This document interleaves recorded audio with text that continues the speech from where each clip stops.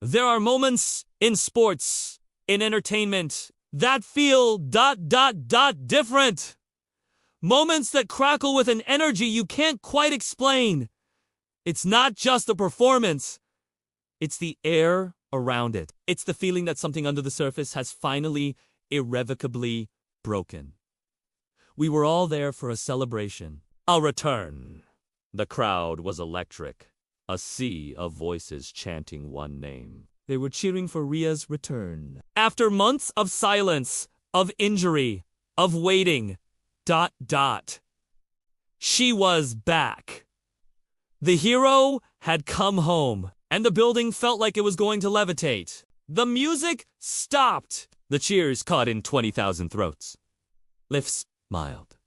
It wasn't the smile of a rival. It was the smile of a friend. She walked over to Rhea.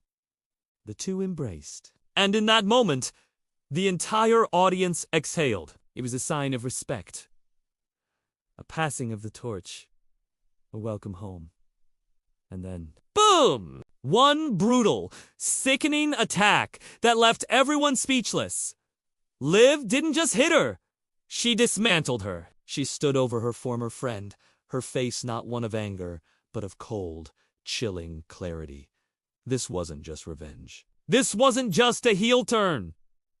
This ... This was a message. And it wasn't just for Rhea. It was for everyone. The show went off, the air in chaos.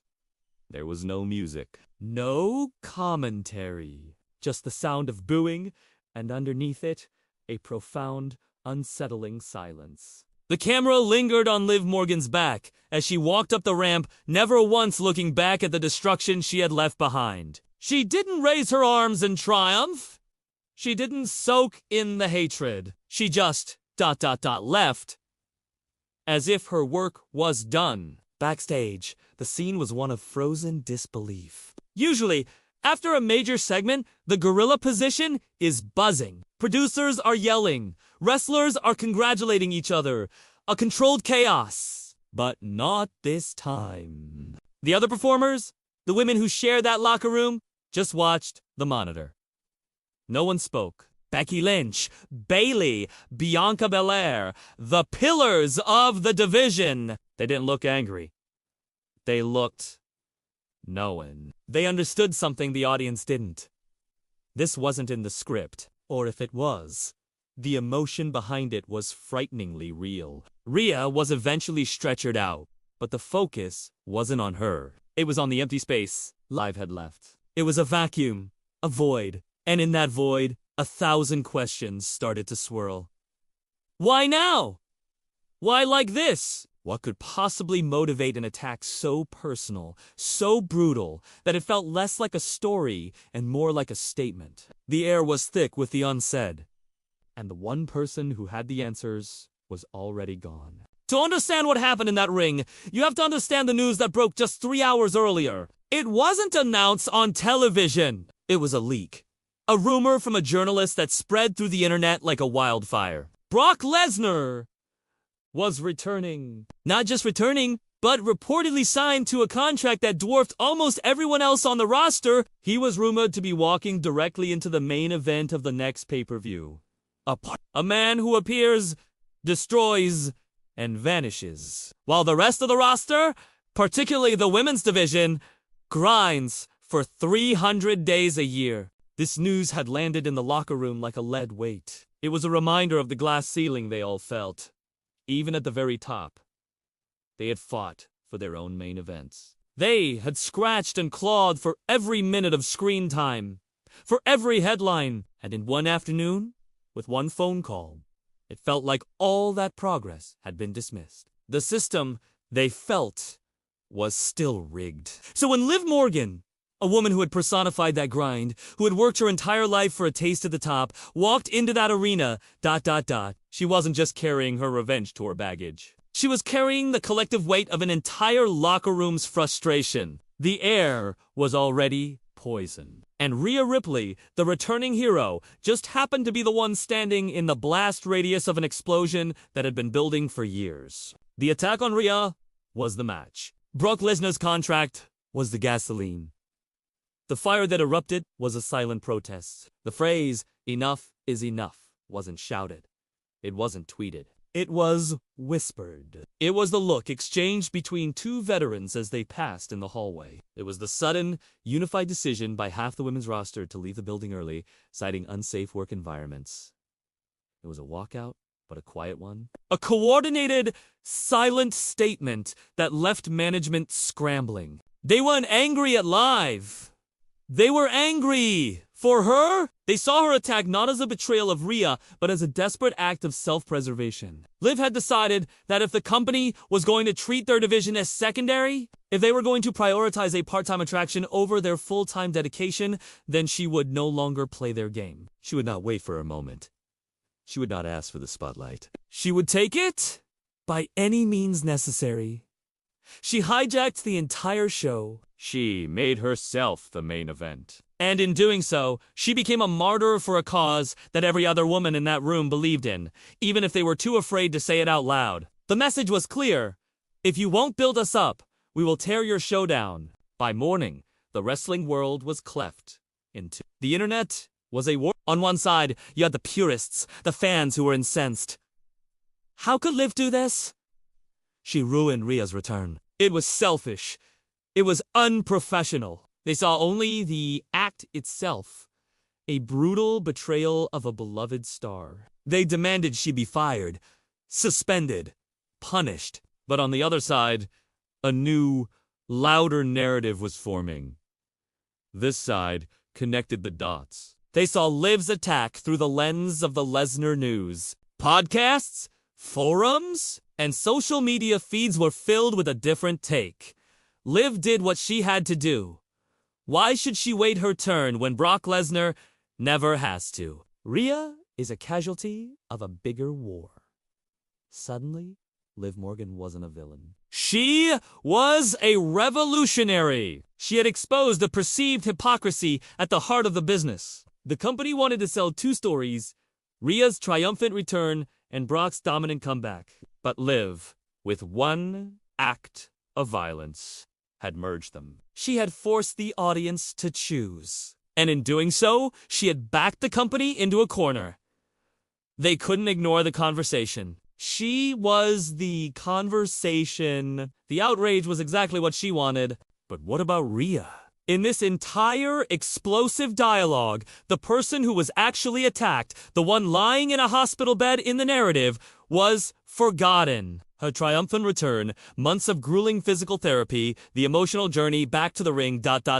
all of it was erased. It had become a footnote in a larger story about corporate politics and roster frustration. She was no longer the hero.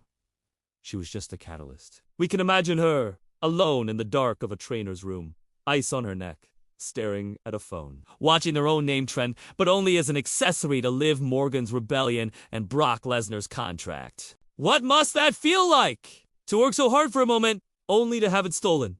Not by a person, but by an idea. The irony was painful. Rhea herself was a product of that same system, a dominant champion who had carried the division. But in this new, chaotic narrative, she was a symbol of the old guard. She was the company woman, the safe choice. And Liv had just proven that safe was no longer interesting. The crowd might have booed Live, but they were talking about her. Rhea had their sympathy, but Liv had their curiosity. And in this business, curiosity is the currency. Rhea was left with nothing but the pain, while Liv had walked away with the entire story. Behind the closed doors of the corporate headquarters, there was panic. This wasn't a storyline they had written. This was a mutiny. The walkout, though quiet, had been noticed. Sponsors were asking questions. The media wasn't just covering the storyline. They were covering the real backstage descent. The Brock Lesnar deal, which was meant to be a huge, positive surprise, was now seen as the arrogance that sparked the fire. Management was trapped. What could they do? If they suspended Liv Morgan, they would prove her point. They would make her a martyr, and the rest of the locker room would be further emboldened. The enough is enough whispers would become a roar.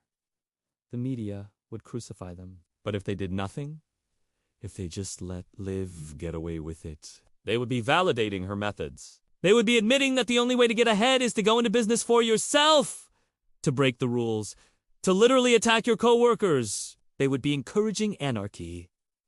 They had lost control of their own show. A single wrestler, fueled by a collective sense of injustice, had single-handedly checkmated the entire boardroom. They had to respond. But every single move on the board was a losing one. We often forget, in the grand theater of professional wrestling, that the figures in the ring are real people. They have families. They have parents, siblings, and partners who watch these shows, not as fans, but as family. Imagine Liv Morgan's family, watching the person they know, the woman they saw struggle through the independent scene, commit an act of such cold, calculated violence, seeing the internet label her a monster, a traitor. The confusion, the worry. The late-night phone calls that go unanswered because Liv is now the most talked-about person in the industry and has been pulled into a whirlwind of media and management. And what about Rhea's family? Watching their daughter, their sister, return from a debilitating injury only to be ambushed. The sheer terror of seeing her motionless on the mat. The rage they must feel. Not just at Liv, but at a system that allowed this to happen. This isn't a story to them. It's a nightmare. The emotional toll of these actions ripples far beyond the arena. It strains relationships. It puts an unimaginable pressure on the performers who are now caught between their public persona and the private pain they've inflicted, or had inflicted upon them. The consequences of that one night were not just professional. They were deeply, profoundly personal. This wasn't the first time the women's division had to fight. There was a whole generation before them that had to fight to even have matches to not be relegated to sideshow acts. The legends who had built the foundation, the ones who had fought for the women's revolution, were now watching from home. And the pressure on the current roster to uphold that legacy is immense.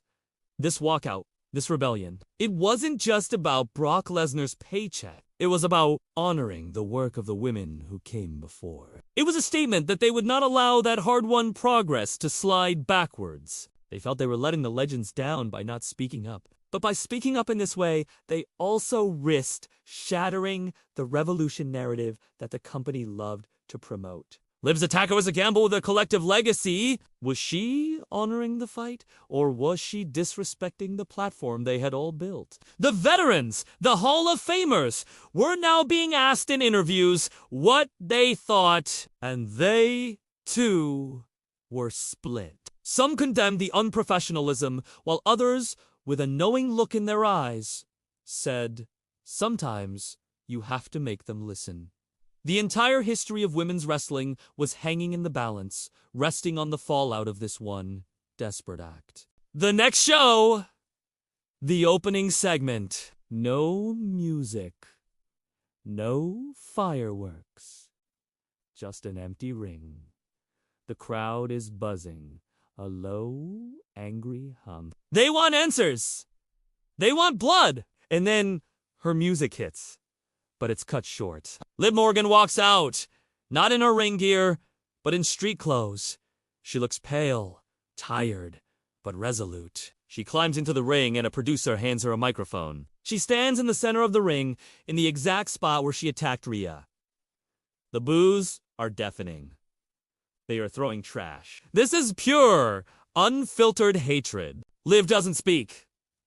She just stands there. She lets the hatred wash over her. 1 minute, 2 minutes. The crowd starts to quiet down, confused by her silence. She's not playing a character. She's just ... there. She lifts the microphone, and the building goes completely, utterly silent. Every single person is leaning in. This is it. The explanation. The apology. The justification.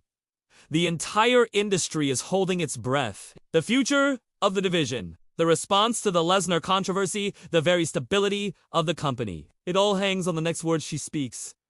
The camera pushes in, tight on her face. She opens her mouth. ... And she says 4 words. He's not worth it. The crowd is confused. What? Who? Liv turns and points. Not at the ramp. but at the Titantron. And for the first time, the company acknowledges the rumor. A graphic of Brock Lesnar flashes on the screen. The crowd gasps. Live speaks again. He's not worth that. This division. Our work, our moment. She looks back at the camera. I was told my entire life to wait my turn. To play by the rules. To be grateful. And I did. And then the rules changed. So, I changed them back. This was never about Rhea. The boos reignite. Rhea, knows what it's like to fight. And then, the twist. The camera cuts to a private box high above the arena. A figure is sitting in the shadows. The light hits her. It's Rhea Ripley. She's not in a neck brace. She's not angry. She's watching live. And as Liv looks up at her, RHEA nods. A single, slow, dairy beret to nod do. The realization hits the audience like a tidal wave. This wasn't an attack. This wasn't a betrayal. It was a plan. A conspiracy. They were in it together. Rhea allowed herself to be the sacrifice to give Liv the platform. They were the ones who said enough is enough. It wasn't one woman's rebellion, it was two. And suddenly, the company wasn't just dealing with a rogue employee. They were dealing with a united front, a true revolution.